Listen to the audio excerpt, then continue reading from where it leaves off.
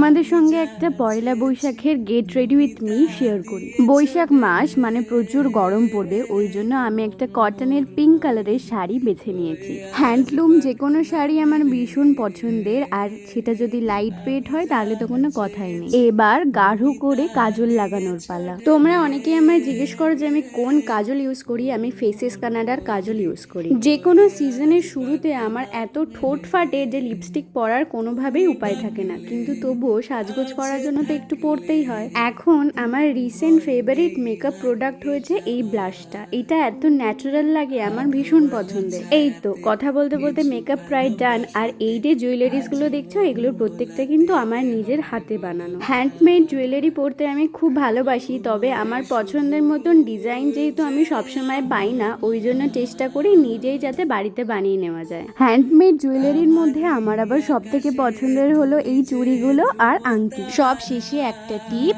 আর আমার পুরো লুকটা কমপ্লিট। আমার এই সিম্পল সাজটা তোমাদের কেমন লেগেছে আমাকে কমেন্টে লিখে জানিও।